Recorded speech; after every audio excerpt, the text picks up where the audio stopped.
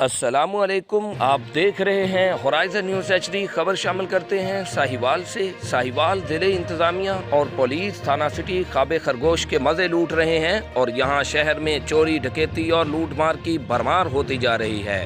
इंतज़ामिया और पुलिस को ना तो लोगों की जानों की परवाह है, ना उनकी इमलाक की।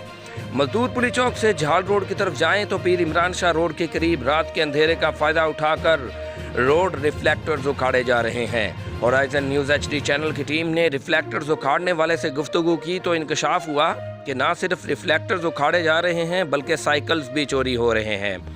पकड़े जाने वाले शख्स ने एतराफ़ जुर्म करते हुए बताया कि वह रिफ्लेक्टर्स 50 रुपये किलो और साइकिल्स 300 रुपये फ़ी साइकिल वाबड़ा दफ्तर के पास हकीम कबाड़ियों को बेच देता है।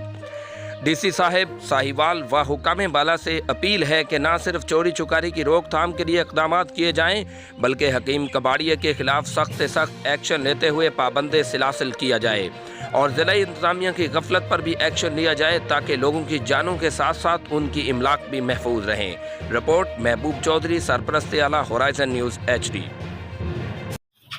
40-50 रुपये किलो यार देने सारा कुछ प्लास्टिक सिल्वर भी किनू देंदे जी? लोहा प्लास्टिक सिल्वर जो कुछ सिल्वर किथों दा लोहा ज्यादा तारा पूरा है की ये लोया कि सिल्वर है? केड़ा ऐड लाना लोहा ये किनू देंदे किनू बेचदे जी? उत्थे जेड़े मर्जी कबाड़ी कोले लगे जो ले लेंदे भज के बाबा जी। मजदूर पुली वाले के पुल बाजार वाले? ओ जेड़े कीम ने ना ओ नहर दे नाल की ओ बाबा जी ओ नहीं बुलांदे उत्थे चोरी दा साइकिल ले जाओ तो कहणगे 300 ले लो।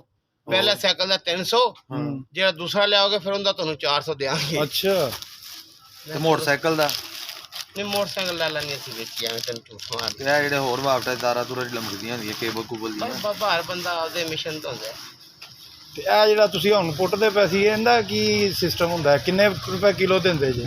50 रुपये किलो। ਹਾਂ।